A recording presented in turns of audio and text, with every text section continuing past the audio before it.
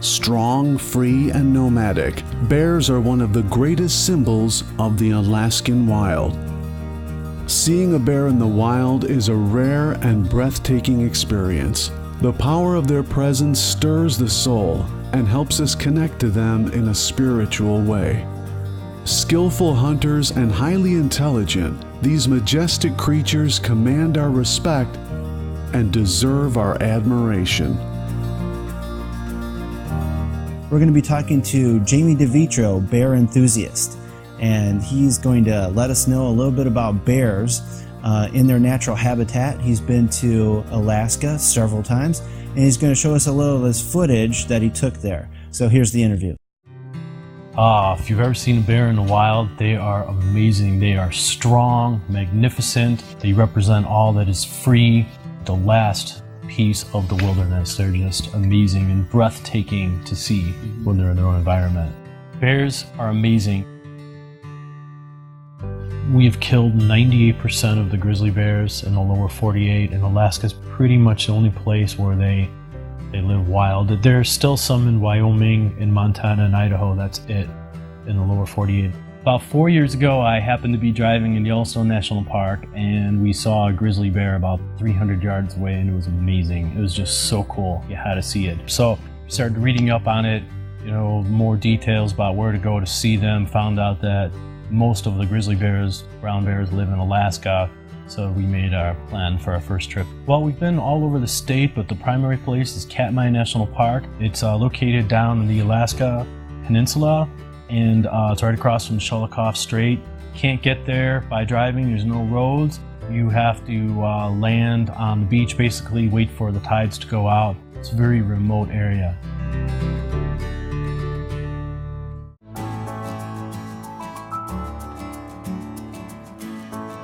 This was our second time in Katmai. We stayed for a day, we came back the same day, but this time we were going and staying for our first multi-night trip. I believe it was 5 nights. We left from Homer, flying over the Shelikof Strait from Homer, Alaska, into Katmai National Park.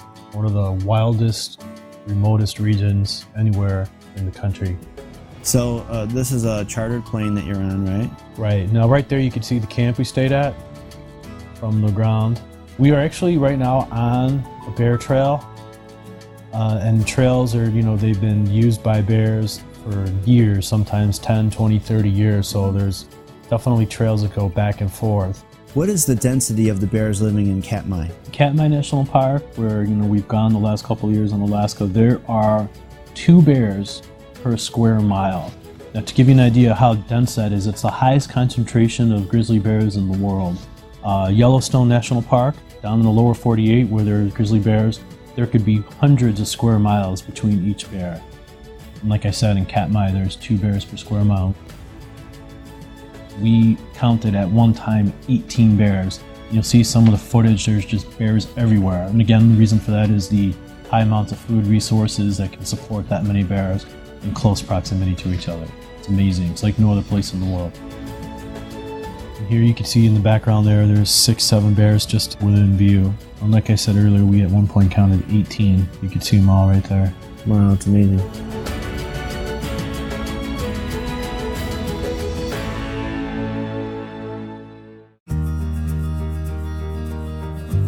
There's a lot of misunderstanding as to, what's a brown bear, what's a grizzly bear, what's a Kodiak bear. Actually, they are the same animal, it just depends on where they live. Brown bears and grizzly bears both are Ursus arctos horribilis, and grizzly bears tend to be more in the interior, away from water. Brown bears are near the coasts. Most of the coastal bears, the brown bears, tend to be a lot bigger than the grizzlies because there are more food resources. There's more fish, more things for them to eat. And as you go more interior, they need, the food is harder to come by, so they tend to be smaller. But they're the same animal. Again, it depends on where you see them, but the grizzly bears tend to be a lot bigger. The black bears, while they're much smaller, they're more adaptable. Grizzly bears, they're 98% of their population in the lower 48 has been wiped out by man, whereas black bears are thriving. They live in, in the swamps of Florida. They live in the deserts of, of Arizona.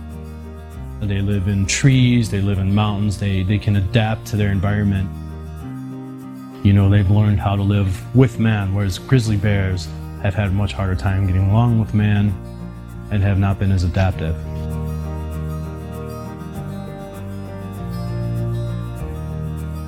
Mortality rate of bears is very high. I think they give cubs in the wild, less than 50% chance of making it past their first year. And if they do, I think the mortality rate goes even higher. They have less than like 25% chance of surviving. If they make it past their second year, they become subadult. They have a, more of a chance of making it.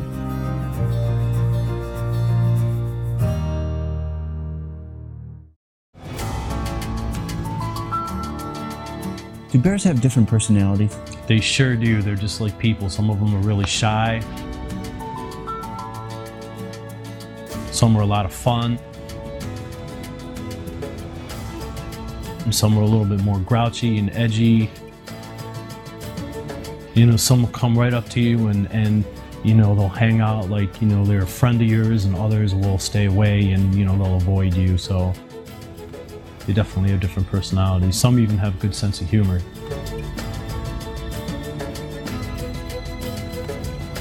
Nemo is one of my favorites. She's a very small bear. She's about 400 pounds, give or take. Very beautiful.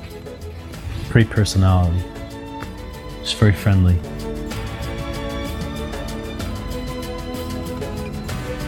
This is Nemo. She's my favorite bear. Like I said, about 300 or 400 pounds, very small for a grizzly. Okay, she's looking at us now. It's hard to tell because the sun's in her face. There we are.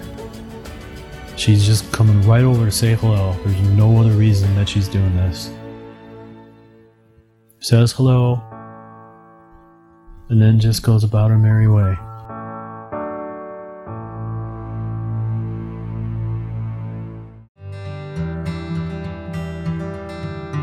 What do bears usually eat? Bears are omnivores, Mike, so they are equal opportunity eaters. They will eat whatever's available to them. It depends on the season and what's going on. So they'll eat both vegetation and meat, anything from sedge grass to mushrooms to berries, insects. They'll eat small animals, but their diet in Katmai, Alaska mostly is fish, and that's when the salmon starts to run, usually in July through the end of the season. Here's a big boy, by the way. This bear is over 1,000 pounds. Our guide is Kevin. Kevin's been on Animal Planet a few times. He is a world-renowned bear expert. And I remember Kevin saying to us right about here, he wanted to know if we wanted to get closer to that big boy. Then we were. And we were all, without doubt, said yes. He's about 1,000 pounds. And you're going to see him up in a minute here. He's going to look right at us. Right there. He smells us. He knows we're there. He doesn't care. Just keeps going about his thing. Like I said, and that's, the end of July. He's going to put on another couple 100 pounds by the time he's ready for hibernation.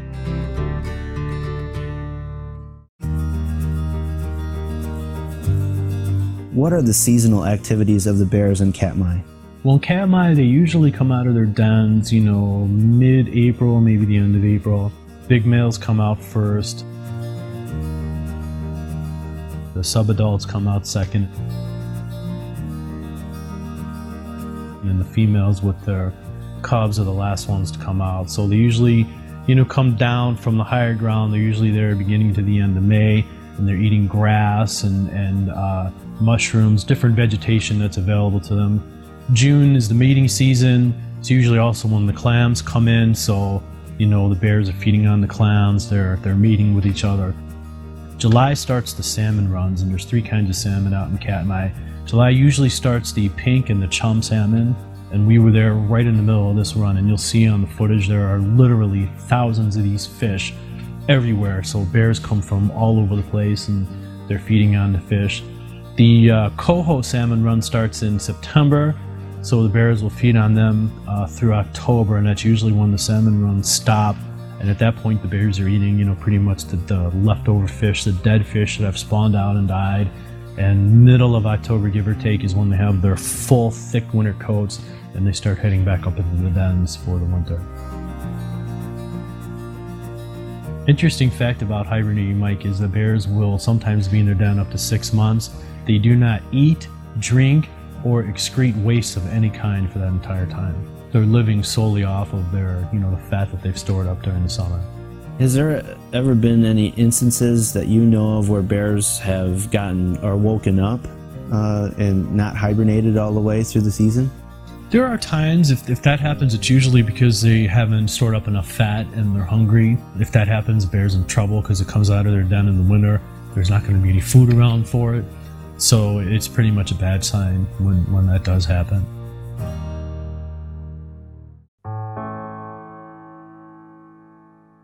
In some of the national parks, there's a lot of accounts of bears coming into like a campsite and stealing food and that type of thing.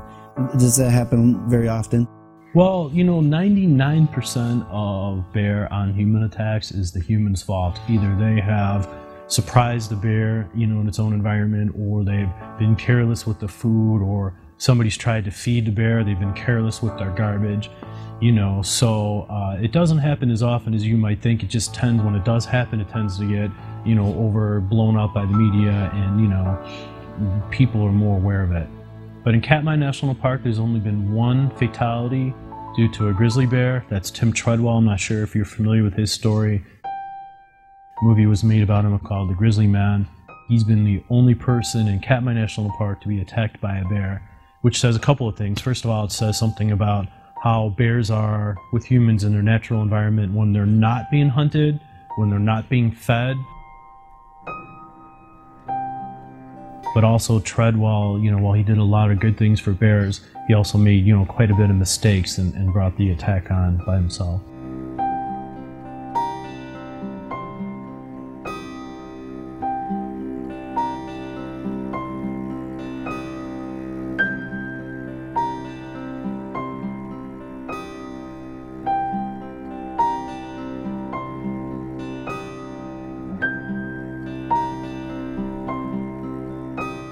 Well, he was there all summer into the winter, and the attack happened, I think it was the beginning of October, which is right before hibernation season. And what he did, it was in Kaflia Bay. It was, Katmai National Park. He was camping right on bear trails.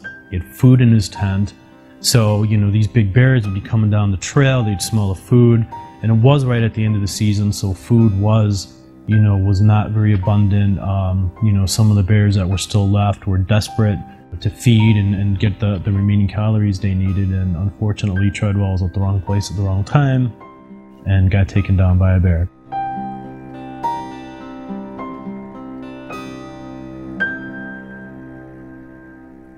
But like I said, he did a bunch of things you're not supposed to do. He would approach bears, he'd walk right at them. And if you're a grizzly bear and there's somebody walking right at you, it either means that I want to have sex with you, or it's a direct threat, and Treadwell was doing that, and he was also touching them, which of course is something that you should never do. What should people try to avoid if they encounter a bear in the wild? Well, you don't ever want to surprise a bear, that's for sure. So if you're hiking through thick brush, clap or sing or make a lot of noise so that that you're not surprising it. If you happen to come upon a grizzly bear and you can't avoid it, the last thing you want to do is run away. That will evoke a predatory instinct in the bear, and it'll chase you, and things are not good. The best thing you could do when you see a grizzly bear is to stand your ground. If you have to, make yourself appear bigger than you are by waving your hands over your head. Let it know that you're there, talk to it. And if it charges you, as hard as it may be, you have to stand there, maintain, your poise. With a grizzly bear, if a grizzly bear attacks you, it's 99% of the time, it's not predatory, it's a defensive attack. So you want to play dead if that happens, because you want the bear to know that the threat has been removed. So if a grizzly bear does attack you and make contact, play dead, lay on the ground, don't move, don't do anything. This is different if a black bear attacks you, because when black bears attack, They're usually predatory attacks. Your best bet in that case is to fight back with everything you got, because it's usually attacking you because it wants to have you for lunch. Would you say that there's more instances of black bears actually eating humans than grizzly bears? No, and these are very rare cases. Black bears tend to be very shy. They tend to, see you or smell you, and they climb up a tree, they get out of your way. The grizzly bears, pretty much anywhere but Alaska, they're hunted. Even in some parts of Alaska, they're hunted, so they hear or smell man, and they get out of there, as fast as they can. So there's not that many predatory attacks where they're, hunting you and trying to eat you. Now, Treadwell, of course, was the example. His remains were found in at least one or two of the bears, so they were starting to eat him. But I don't want people out there watching this to think that, bears are out there hunting you because they want to have you for dinner. And that's part of why, I want people to see some of the footage from Katmai National Park, because again, it's an area that's pristine. These bears are not hunted. They are not, there's no negative interactions with people, and it shows you how bears and people can live together and how they can, harmonize at the same time, and just how amazing these animals are.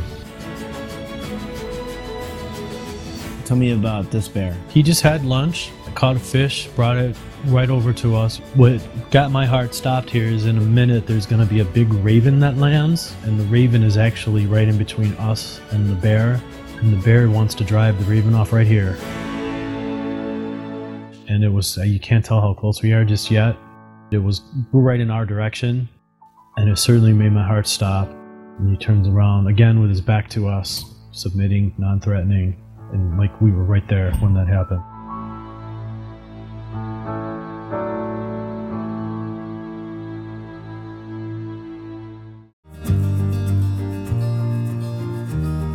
When we were on our trips to Alaska, we were so close we could see the whites of their eyes.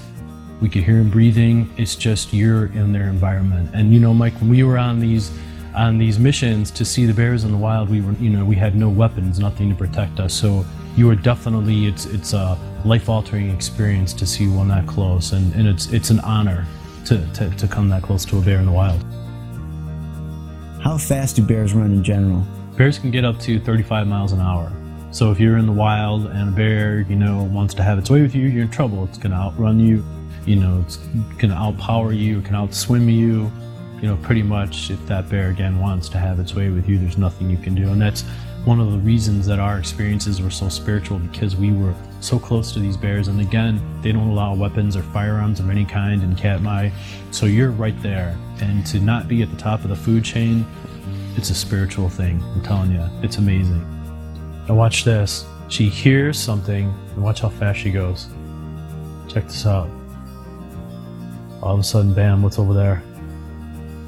She knows right where to go. Jumps in the water without even any effort. Look at that. It's amazing how fast they can catch fish, how agile they are for such a big animal. And now here, I'm positive with this fish, she's going to go back and forth. I think she's strutting for our benefit because she knows we're there. She looks at us a handful of times, and she goes back and forth like that, I think, because she wants to show off.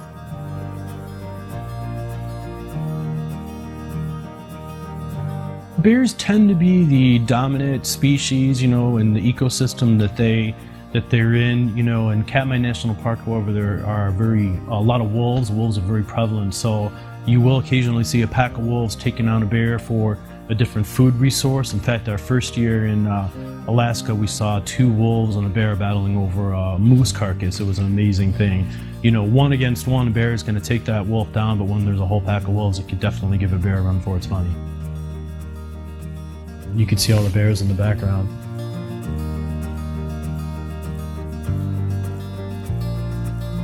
When you see the water, all that activity, that's fish. And you can see there's a better shot of them. They're everywhere. Like I said, there's hundreds, thousands of them. And this guy gets lucky with lunch. Well, seems like there's plenty of fish this year, as you mentioned. Well, and that's why there's so many bears so close to each other, because of the high availability of food resources.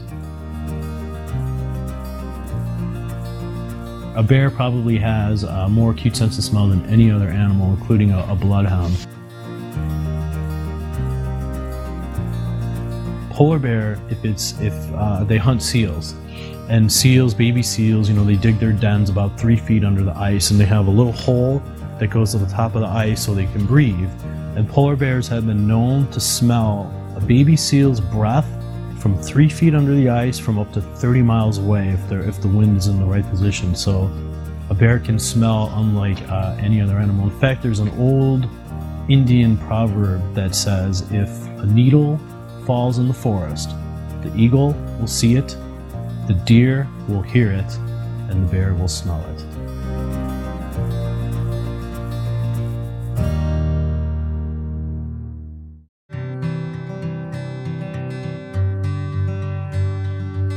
Land on the beach and you have to wait for the tide to leave so that there's enough room to land on the beach.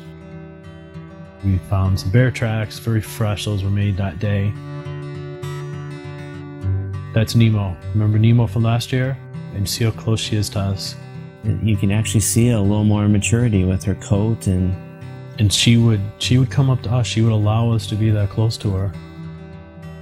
Now this bear is Digger. Medium-sized male, about 700-800 pounds. And for a big male or a medium-sized male, very friendly. And you will see him come. You could have reached out, we could have pet him. He's so close to us. Man, that is really amazing. That's Digger.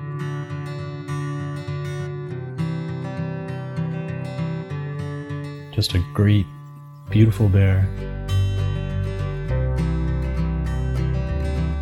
We are coming up to, in my opinion, the most amazing of all the footage. You'll see we're out on the open beach and there's a mother and 2 cubs from way, way down.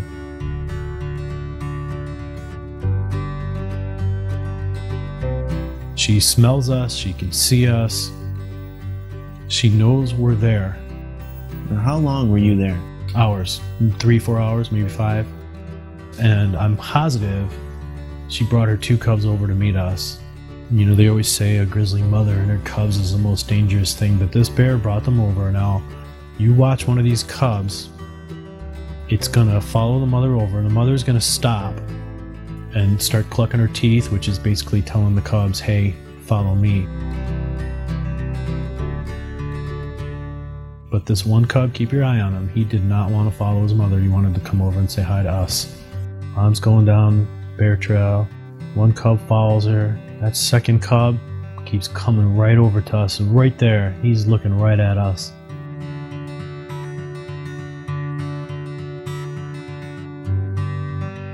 It's just amazing to see this mother trust us so much to bring her cubs over.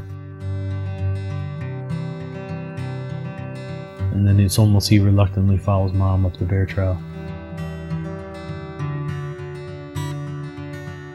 For sure, that mom brought them over to say hi to us.